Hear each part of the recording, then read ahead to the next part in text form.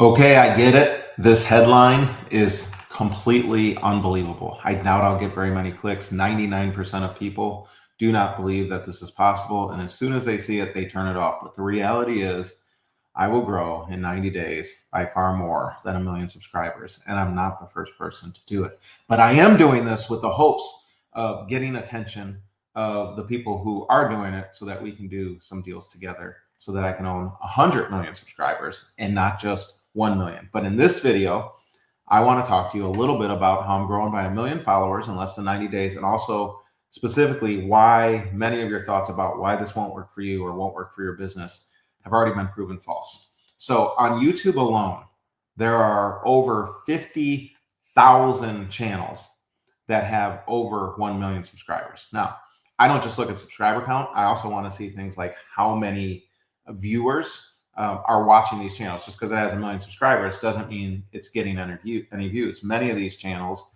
die over a 5 to 10 year period, which is totally fine. I want to say at the beginning, let me just give you some math so you understand the value of owning 1 million subscribers in your business. What we've seen, specifically when we use monetization methods that are specific to our industry, is somewhere between $4 and $10 in revenue per subscriber per channel is pretty, like, it's not that hard. Okay. It's pretty just kind of normal numbers. We see crazy numbers from people like Hermosi, who just did his event with his subscribers, which was closer to like $30 to $40 per subscriber. Now, this is with big channels, right? When channels are smaller, a lot of times the numbers can be higher. But I want you to ask yourself this question. If you could get in front of 1 million people, right, regularly for free, okay, and let's just say that the videos only show to somewhere between 10 and 30% of that subscriber base on average. Cool. If you could get between 100 and 300,000 people regularly for free to promote your products and services, to talk to an audience who is interested in the thing that you do to help them get a result, would you make significantly more money? Would that remove a significant amount of the risk which is involved in CAC? In other words, in the cost to acquire a customer. It's one of the most difficult parts for early entrepreneurs, is to figure out how I can spend money so that I can get a customer and I make enough profit to cover the cost to get that customer, right? And if you paid attention to Hermosi's recent book, his whole idea, and he claims the reason why he was able to build all of his businesses so quickly, is because his only goal was to get his customer acquisition costs less than 2 times his customer acquisition, like 2x. And so if it cost him $1,000 to get a customer, he wants to get $2,000 in the first 30 days. That was his whole concept. Well, when you're using free media, the customer acquisition cost is basically free. Yeah, you probably have a team who's making content, or you're making content, and this microphone did cost money. But over time, like, it's not an ongoing cost necessarily. Just like it doesn't cost you anything to continue to own your Facebook page, right, or your YouTube channel, etc. Okay, so I want to tell you today about kind of how I'm doing this, because most people don't realize this is possible. When I say things like growing by 1 million subscribers, they think that I'm quote unquote buying subscribers, right? Or maybe I'm running ads to get subscribers, which wouldn't be the worst thing in the world if that was the case. However, that's not what I'm doing. And so I put together a little training to show you exactly how to think about this, exactly what's happening in the media world, how people are doing multi-billion-dollar exits because they have large media channels. And yeah, you're probably not going to do a billion-dollar exit. That's not what I'm suggesting. I'm going to try. But what I am suggesting is that it's for most people who have something for sale, it represents millions of dollars per year in extra revenue. And I just like to say much easier, much, much easier, because I'm not creating the content in most cases. I'm not creating the content for that channel. That is already in place.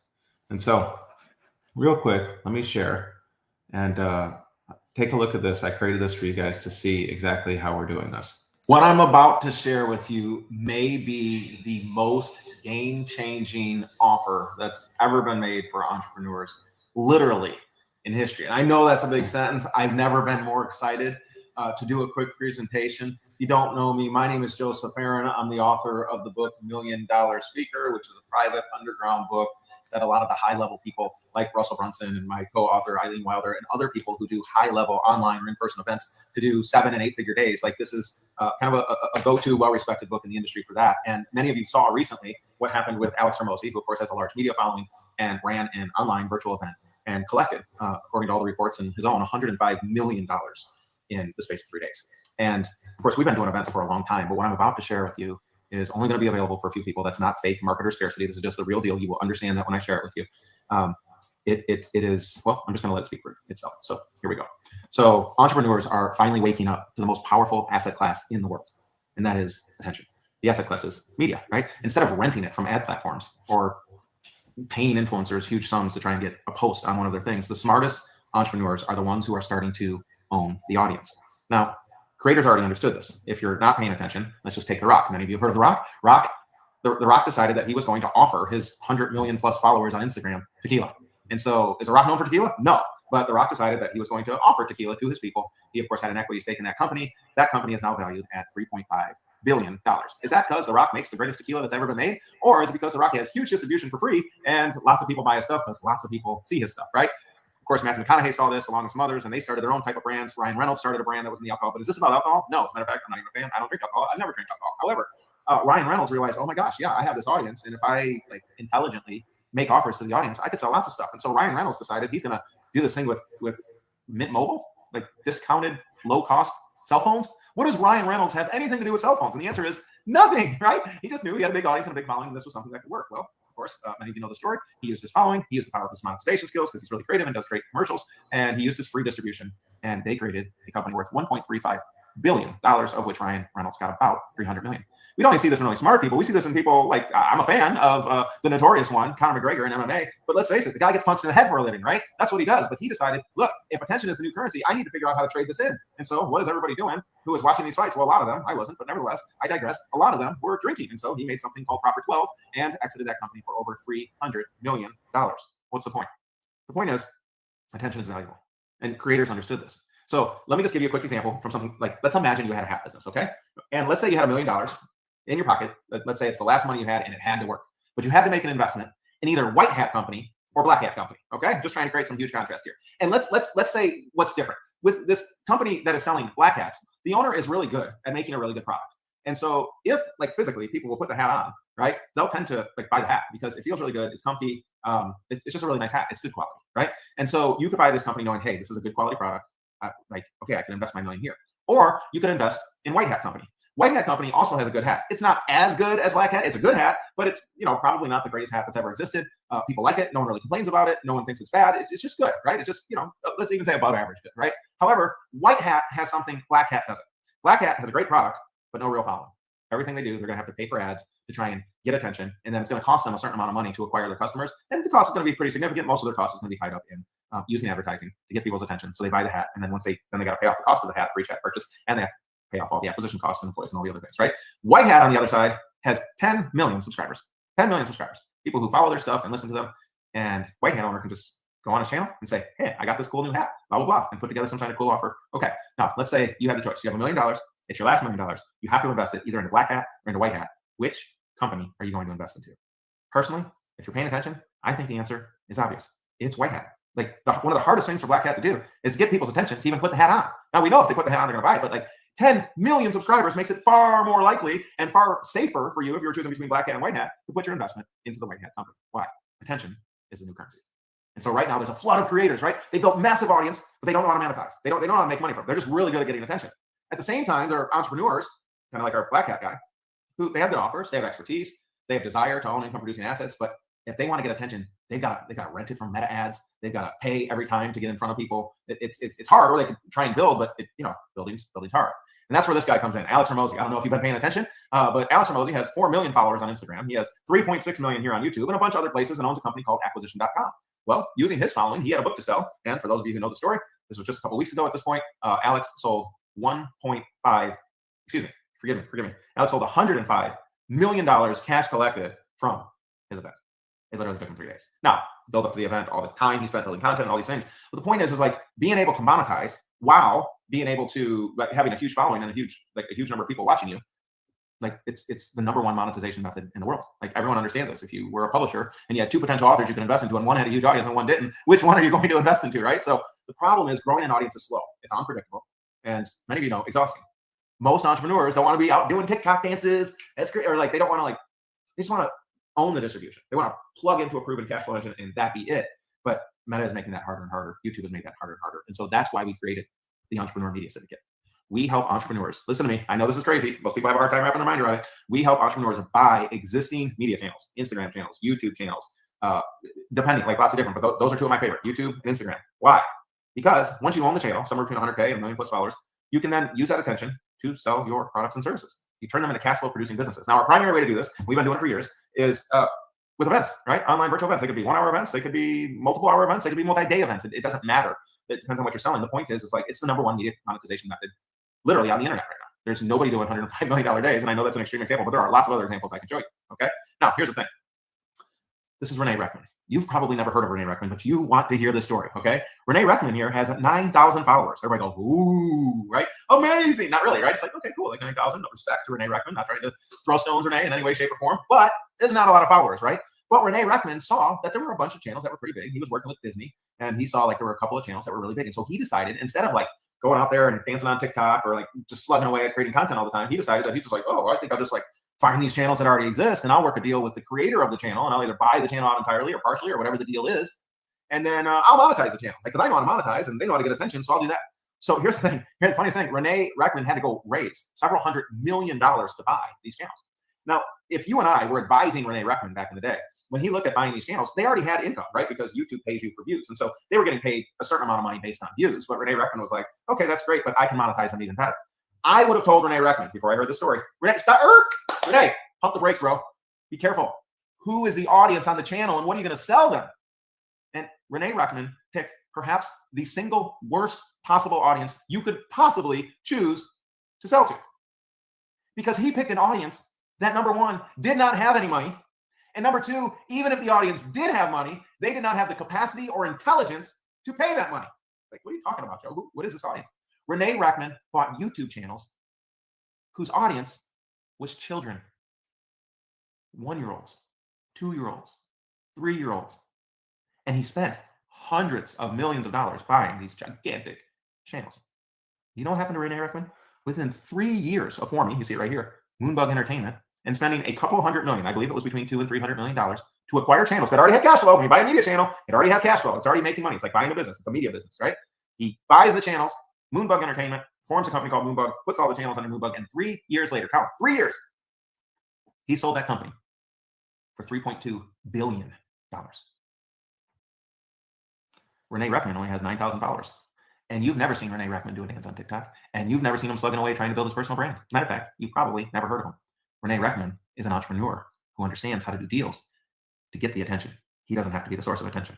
He just has to put the deals together that get attention. The funny thing is, he sold it to this guy. This is Kevin Mayer. And Kevin Mayer also understands that attention is a new currency. And so Kevin, who used to be the CEO of TikTok, went ahead and said, man, owning channels is awesome.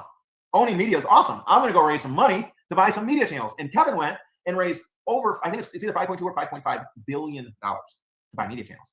And when he saw what Mr. Renee Reckman was doing, he was like, cool. Can I buy your channel, Renee? And Renee said, sure. That'll be $3.2 billion. And Kevin said, happily, and gave him $3.2 billion for these channels. Then he had another $2 billion to play with, went and bought some other channels, right? As of right now, Renee Reckman's channels are doing fantastic. Kevin's very happy with it. There was a recent event that he spoke at. I went and figured out what was going on, did all the deep research and stuff like that. And it looks like things are going well. And he learned a couple lessons that are going to be really valuable for you. More on it in a second. Notice how many followers does Kevin Mayer have? 581. Doesn't strike me as a creator in any way, shape, or form. Funny thing is, while I was looking for Kevin Mayer, I had to Google him to try and find his following. And this is the Kevin Mayer that came up first. And Kevin, respect to Kevin, world record holder, decathlon, let's go, 9,126, insane. My man's got 370,000 followers. But you know what he doesn't have? I don't think, no offense, Mr. Kevin Mayer. He doesn't have $5.2 billion or $5.5 billion in funding to buy more media channels that are making it rain like a hurricane for his investors. Wow. The point is, you don't need to build an audience. You can buy an audience. Do you get it? Because attention is a new currency. And so what we put together is the Entrepreneur Media Syndicate. And here's what you get. We're going to help you buy a media channel that you will own. You probably have questions. Well, wait a second. If I own the channel, don't I have to create all the content? Well, it depends on which kind of channel you buy. Renee Reckman didn't. right? So we can talk more about that. But the short answer is nope, doesn't have to. Do you want one for your personal brand? Sure, you could buy one that just is your personal brand and your face. Or you could buy one that doesn't have your face at all. We're going to help you build a proven monetization plan. You'll see in a minute all the people that we've helped make millions of dollars who had access to and reach of media. And then you're going to get help from our team to craft an offer to run promote. I'm going to call. All right. I just wanted you guys to share that first part. That first part is all I was looking for. I just wanted you guys to see that. Okay. I want you to understand that this is not a new idea. This has already been done, right? And it was done at an insanely high level. As you heard, Renee Reckman bought 100 million subscribers of media, or actually it was almost between 200 and 300, I believe, when it was all said and done, for about $1 a piece. And these were channels of people who did not have the capacity to buy things. Anyone in the online space who understands how to do webinars or how to put together brand partnership deals or all that other stuff, their ability to monetize is significantly bigger than what Renee Reckman did. And so, so I think there's a couple reasons why entrepreneurs are not doing this right now. The first reason why entrepreneurs are not doing this is they simply don't know that it's possible. People have heard of like buying subscribers, but they haven't really thought about or wrapped their head around buying an entire channel. There are creators who are getting lots of reach to your customers who are terrible at monetizing. They don't know how to turn their followers into money, and they're scared to make a move because they're scared they're going to lose their following, and their number of views is the basis and the only basis by how much money they make. And so they're concerned. And so entrepreneurs are kind of like, I don't know what to do. I'm not sure what this is. And so they just kind of like pass it over. And so what you keep doing is either you don't have enough reach and you're not making enough money, or you're paying a bunch of money to Facebook ads and basically just renting the attention, right? Every time they see it, you're paying for another view, and you have to pay for views. And so your customer acquisition costs are significant. If you're really good, you can do that and you can make it work, and that's great. But for most of the mere mortals, they cannot. So that's one reason they don't know that it's possible. The second reason is people think that if a channel goes from one channel owner to a different channel owner, that the people won't pay attention anymore. So like, imagine if the person appearing on this screen right now wasn't Joseph Aaron, who you're following, it was somebody else. We think that everybody would be like, oh my gosh, what is happening? I don't understand. Who is this guy? Like, whatever. But here's the reality, okay? The reality is that you're either capturing people's attention or you're not capturing people's attention. And people don't necessarily, there is some of this, don't get me wrong, I'm sure you do it, I do it sometimes. People don't necessarily look to see that they remember who this person is who's appearing on their feed, because guess what? With the algorithms now, social media is already feeding them all kinds of different feeds. And so either the thing that comes across their feed gets their attention or it does not. It's less about, well, I already follow them, and so I'm willing to listen. Yes, certainly brands build know, like, and trust. Certainly I go onto YouTube and look for specific people's stuff. So do you. But I also have stuff that comes across my feed that is not me. And I'm just like, cool, right? Well, in the past, you'd have to pay for that reach. Because you own a channel, it's getting that reach and it's getting that attention. And so the idea that, hey, I can't take over an existing channel because it's a different face has two problems wrong with it. The first problem wrong with it is you're assuming that you have to change the face. I'm going to say that again. You're assuming you have to change the face of the brand.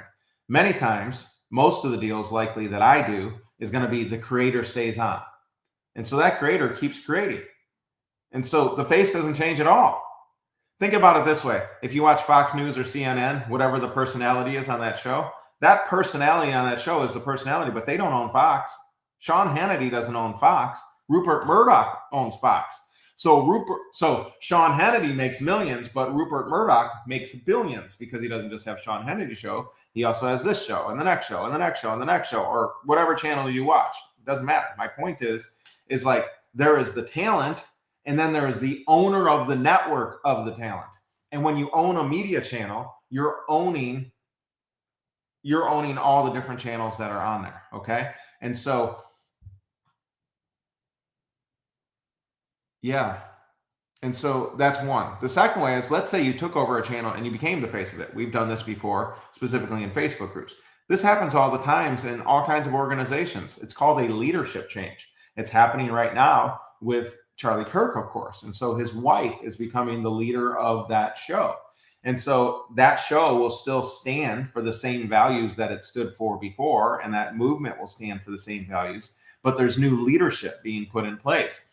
In the same way, inside of a channel, what you can do, and this is the way that I prefer to do it, is if there's going to be a change of the face of the brand, then you have the two people and you work them together for a while, and there's a phasing out period until people are comfortable with the new face. Will you lose some? Yes. In most leadership scenarios, when a new leader comes on, you lose some people and you gain some other people. And so people go, well, I don't want to lose anybody, so therefore I'm not going to get a new channel. And I'm like, wait a second. If I've got 1 million subscribers, and let's say it goes really bad and I lose 25%. Well, I went from 1 million to 750,000. Compare that to starting at zero or starting at a couple thousand and trying to climb to 750,000. It's obvious, right? It's obvious which way is bigger, even if you lose a good percentage of those people. And by the way, now you're in the same position. You can climb just like you were climbing before, but you're climbing with a bigger audience. Okay. So that's with a branded channel. With a non-branded channel, let's say it's faceless, right? So in other words, a lot of the channels that you watch, and you may not even realize it or don't think about it this way, but there's no actually like the face of a person that's attached to it. It's a brand that shares reels, talks about other things. Sometimes there's shows that tell stories or things like that. These are called faceless channels. They happen on Instagram. They happen on YouTube. Well, you can buy 100% of a faceless channel. And the funny thing is, like, people are still connected to brands that are faceless. Back in the day with Apple, it was more Steve Jobs, but like, I don't tune in to hear Tim Cook, right? It's just Apple. And in the same way, there's channels that are just faceless. Those channels you can buy 100% and no one even notices it happening. By the way, the same team who was producing the videos before can be the continued team that produces it. And so what I'm doing right now, for those of you just like tuning in, that is so funny. That's such an old radio thing. It is helping people understand why, there's a lot of concerns or fears about like buying or acquiring a channel. These are already proven, right? $3.2 billion story I just told you about. Again, taking over Renee Reckman, faceless channel. What's another reason why people think that acquiring a media channel wouldn't work? I was talking to a friend the other day, and he does podcasts, and he's really good at doing podcasts. And I said, yeah, I'm going to do a podcast. I'm going to test to make sure that I'm getting my language right. I'm like the way, my positioning, getting everything feeling good. But then once I feel good about it, then I'm going to find a channel that already has that audience, and I'm going to move that show to that channel. And rightfully so, he was kind of like, well, how would that work? And I just want you to think about the fact that it's not uncommon for a TV show or for a news station to change times or to change channels that it appears on. Right? And so it can prove itself somewhere else and then appear on a different channel. And this is the way that you want to think about media. You can change channels. You can put the same, and as a matter of fact, as an example, Rush Limbaugh back in the day, right? He was a syndicated radio host. Well, all syndicated basically means is that he had one piece of content, but that one piece of content appeared on different local stations all over the United States. That's a syndicated show. Well, in the same way, if I own a podcast, I can start running the podcast on one channel, but then I can syndicate it. In other words, I can make that show appear on different channels. Now, YouTube has issues with the same content being on multiple different places, so you can't exactly syndicate the same way that used to happen. But you can clip and have stuff sent over and all kinds of different things. And so my point is these concerns or fears about how media won't work if you buy an existing channel. Those things have been proven to work over the last 75 years since we've had radio and TV, and more since we've had radio and TV. And so if you want 1 million subscribers of media, the simple solution is to acquire. Just like Cody Sanchez is out there talking about, hey, the easiest way to build a business is not to start a business from scratch. It's to find an existing business. And the failure rate of existing businesses is exponentially smaller than the failure rate of a brand new startup business. And so, cool. I'm applying the same ideology to media. I'm buying large media channels and then maybe keeping the same content in, not changing anything, or just a new promotion and it's a free promotion. Or I can change the content and go through that process as well. And again, monetize it better than the existing people. And here's the great thing. Let's talk about the investment side of this thing. Almost every media channel that I could buy right now, again, proved by Renee Reckman, almost every media channel, except those doing a good job at monetizing, almost every media channel I could acquire, I'm acquiring at a discount. Let me say that again. I'm acquiring at a discount. Many investors realize that if you, for example, if there's an apartment building that's not being managed well, that's called an inefficient asset. And so if they could buy that apartment building, let's say the rents are $200 a piece under what the rent should be. Well, and let's say there's 100 units. Well, that's $20,000 a month. That's $240,000 a year. That $240,000 a year represents somewhere between $3 to $5 million likely in added value when they buy the same apartment building managed by a different person. The value add is significant. Well, the same is true with any business. The same business, right, more efficiently run will produce more income and therefore is more valuable. Why am I saying this? Because almost all media channels are run poorly.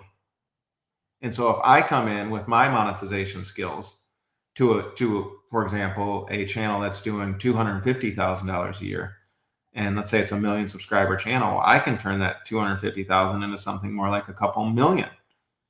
Let's call it $4 per subscriber. So now we're generating $4 million a year from that same channel. Well, 250,000 to 4 million. I don't know what is that for? What is that, a 16x?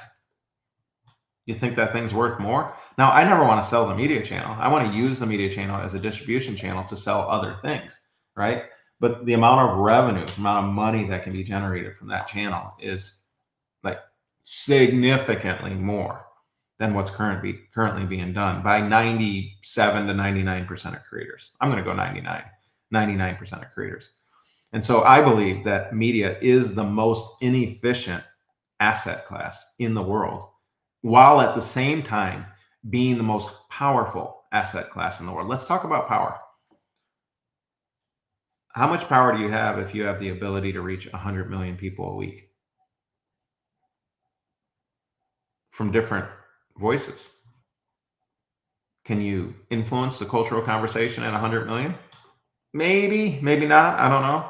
But like, that's just step one. What about at 1 billion? When you think about, some people are really fired up and they really want to make a difference. I feel like God is doing something important in the world right now, and people are saying, I want to choose sides. I want to fight for what is good. I want to be a voice for what is good. Well, and that's wonderful. Like, do that, please. Like, step into your God-given calling. But it's one thing to have a voice, and it's another thing to be heard.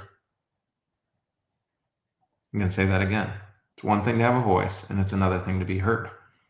And so again, for all my Christians out there who are passionate about getting the message out and starting movements and building something meaningful that you feel like when you get to the end of your life, you can be proud of, like, a lot of that, just like any other business or movement, is going to require for your message to be good, number one, but secondly, for your message to reach people so that people can choose and raise their hand to be a part of what you're building or not be a part of what you're building. Well, where does that reach come from? Answer: media. Right? Now, yes, you can do word of mouth and stuff like that, and that's great. But as in my hat example that I shared earlier in this video, which way is going to do it faster? Who has more power, right? It's interesting to me that the Bible, speaking of Satan, calls him the prince and the power of the air. Of the air. This idea of like, he's in the airwaves, right? He's in the airwaves. And that's how we used to talk about it with radio and stuff like that. But even with Wi-Fi, it's like it's in the air. And so There is no doubt that Satan has used the power of media to affect the ideologies of the world. And so if we are going to fight back, we need an Air Force. We need someone who's going to fight for airtime, to get in front of the world and to share ideas. And so that's my big why. That's why I want to own media. And there's all kinds of ways we can do that. And the cool thing is because all media, or the vast majority of media, is an inefficient asset that's not well run, that most people don't know how to monetize, we are capable of buying those at extreme discounts, using the income that comes in from the monetization of the channel to pay for the acquisition. And then you own that asset for as long as that asset continues to exist for free. That's what I'm building. That's why I'm buying media channels. And so I know that's kind of some high level stuff for some of you. For some of you, that's easy. But if you're serious about making a difference, or if you're serious about just blowing up your brand, I believe the acquisition of media channels is the way. And if you're interested in having our help with that, you can comment the word media below. Now I'm going to share something that I haven't shared before. Okay, this is a little raw. Probably most people won't get this far into the video, so I don't have to out myself too much. This was really, really, really, really, really hard to get to. Like really, really, really hard. One company failed in the process of this. Companies fail. One of the companies that I started with, a really great friend and a really smart guy, we tried to do this and we failed. And it hurt my other company deeply, badly. We got our butts kicked, to say the least, because it's unbelievably difficult just to get in touch with the creators. That's hard enough. Many of the bigger ones have agents, and most of them have a gateway where they have an intern who won't let you through to the door to actually talk to them. And so it took me over a year. It took me a failed business and significantly hurting another business to get to where I am in this process.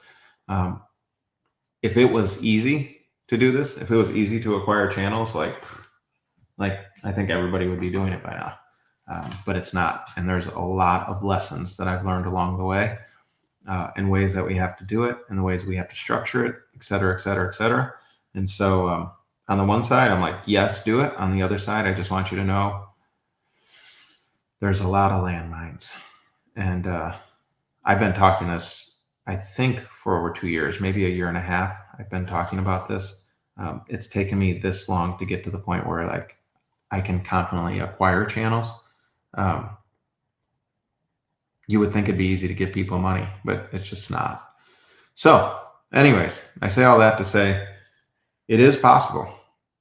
It's possible to grow by 1 million followers. I think we'll beat the 1 million followers. I think I'd like to see 2 if possible by the end of October. But by October 1st, we should have full ownership of the first one once we're through due diligence here.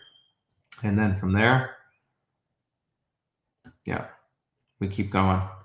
$4 per subscriber per channel. That means I only need 25 million to hit 100 million in revenue.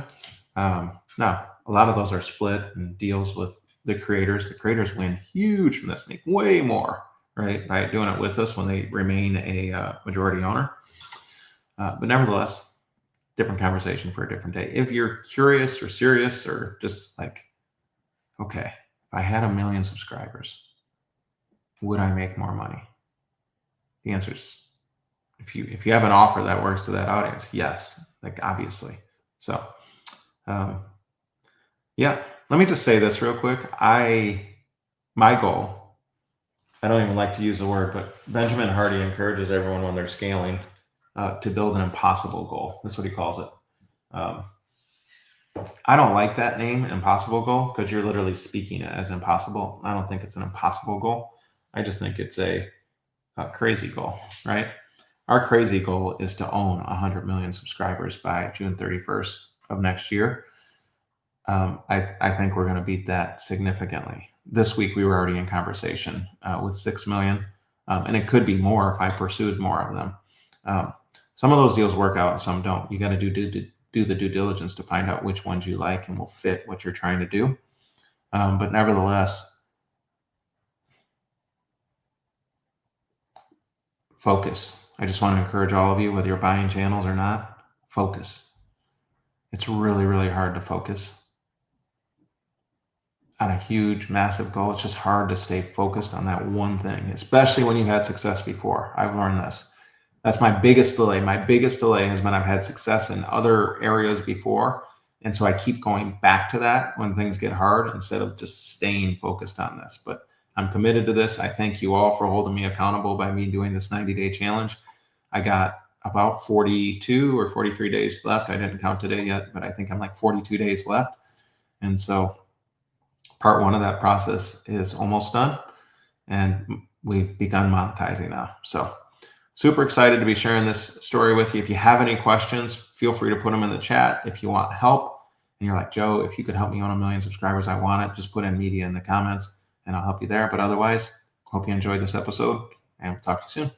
See you.